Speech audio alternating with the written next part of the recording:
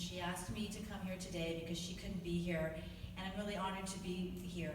Louise and my great-grandfather, Tom Howe Wing, were contemporaries, and they both grew up down in Los Angeles. My grandfather passed away as a relatively young man, but Louise remembered him as her favorite relative because she says he was always kind and gentle.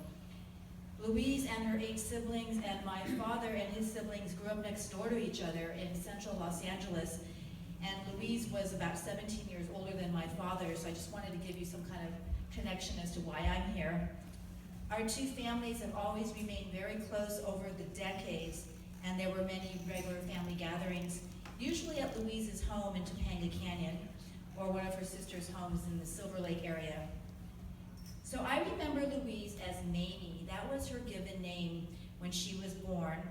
And in college, she actually adopted the name Louise because it was her middle name, and so later her byline became Louise Leung.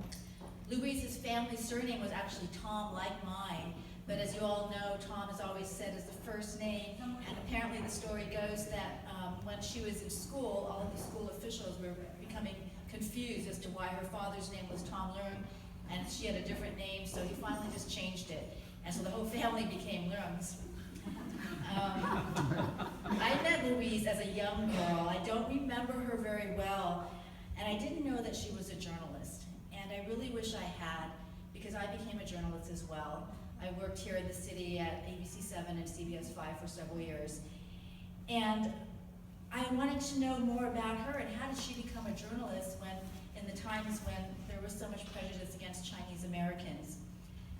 Well, she attended the University of Southern California, USC, and she majored in English, and apparently she was short a few credits. So she took some classes at the journalism school. And in her memoir, Sweet Bamboo, she wrote, quote, "I graduated from USC in 1926 with no idea what I was going to do.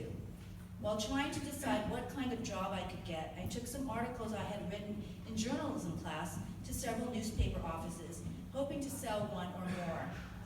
To my amazement and delight, the Los Angeles Record not only bought an article about the month-old banquet celebration for my nephew, Peter Suhu Jr., but they offered me a job at $20 a week."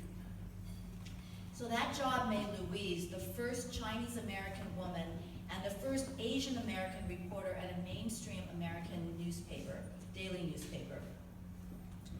She says she didn't think a woman, let alone a Chinese woman, had a good chance of becoming a successful journalist. But she later wrote that her life as a reporter turned out to be a gratifying career. In fact, being Chinese earned her some great assignments. During World War II, she covered Madame Chiang Kai-shek's visit to the United States, and she covered the 1931 tax evasion trial of gangster Al Capone.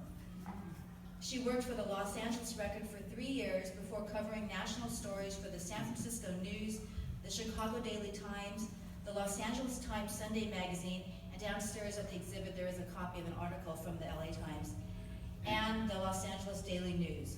And later in her career, she worked at the Santa Monica Evening Outlook covering local politics. So Louise lived in a time when Asians were called Orientals, and she experienced her fair share of prejudice. She writes a lot about that in her book called Sweet Bamboo.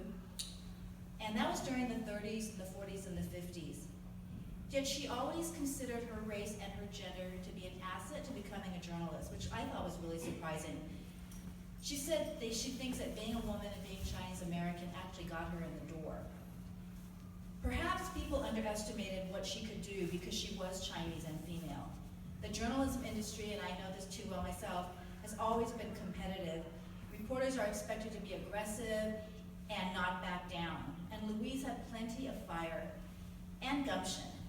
But a good journalist never forgets the human element of every story, and that's what makes a story relevant and memorable.